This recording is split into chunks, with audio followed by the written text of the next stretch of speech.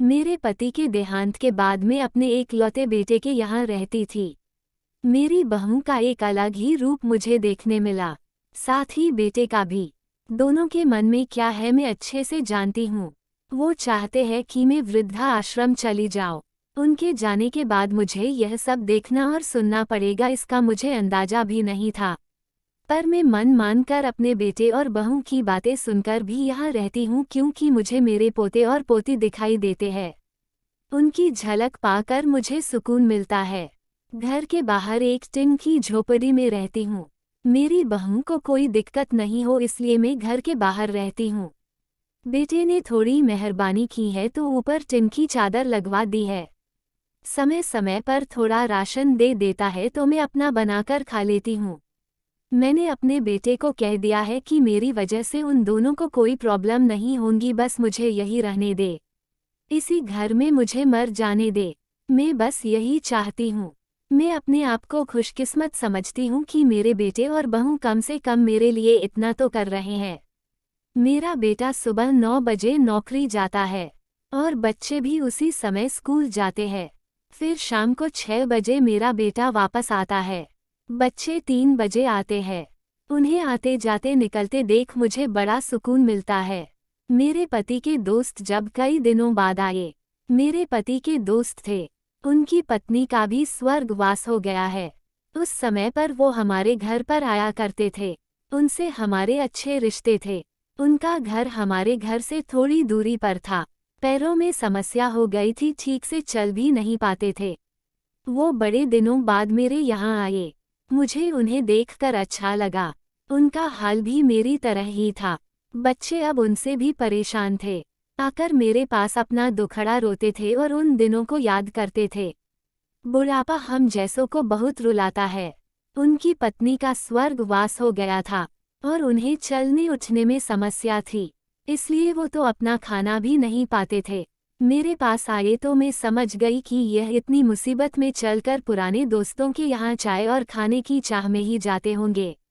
उनकी भी अपनी मजबूरी थी। वो आए तो मैंने उनके लिए खाना बनाया और उन्हें खिलाया। मना कर रहे थे नहीं खाना, लेकिन मुझे पता था कि उनको भूख लगी है। बहू ने खाना नहीं दिया। मेरी बहू ने मुझे और उन्हें खाना खाते देख लिया। वो कुछ भी ना बोली। ऐसे ही वो यहाँ 2-3 बार आए। जब भी वो आते मैं उन्हें खाना खिलाती।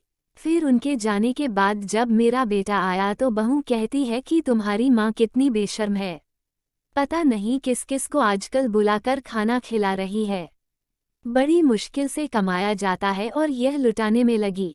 इनका राशन बंद करो, कुछ दिन भूखी रहेगी तो अक्ल ठिकाने आएगी। मैंने कहा कि मैं अपने हिस्से का उन्हें खिलाती हूँ, तुम्हारे पिता के पुराने मित्र है। फिर भी बहू का उल्टा सीधा बोलना शुरू रहा। घर के बाहर रहकर इनको आज़ादी मिल गई है, पता नहीं क्या क्या करती है। बेटा भी बोला कि कुछ दिन भूखा ही रहने दो इन्हें। मुझे मेरे बेटे ने घर के पीछे सीढ़ी के पास ले जाकर बिठा दिया, कहा कि अब यही बैठो। मेरे तो अब आंसू भी सूख गए थे। अगले दिन मुझे खाना नहीं मिला। मेरे टिन के उस छोटे से कमरे को बहू ने तोड़ दिया। तब मुझे लगा कि अब मैं गलत कर रही हूँ। एक दिन पूरा भूखा रहने के बाद मैंने सोचा कि मैं गलत कर रही हूँ।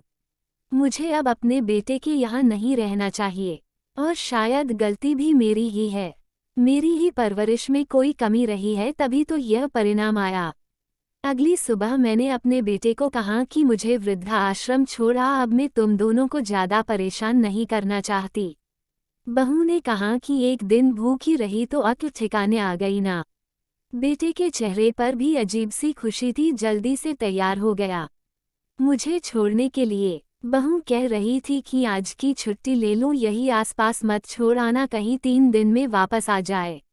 मैंने अपनी बहू से कहा कि बेटी चिंता मत कर, मैं अब नहीं आऊंगी। मैंने अपने पोता पोती को गले लगाया। मुझे पता था कि अब मिलना नहीं हो पाएगा। बेटे को भी चाहती थी कि एक बार जी भर के गले लगा लूं, लेकिन वो बोला चलो जल्दी करो। मैंने बहू को कहा कि बेटी अपना ध्यान रखना। मेरा बेटा मुझे छोड़ आया। वहाँ आकर मैंने देखा कि मेरी तरह कई है।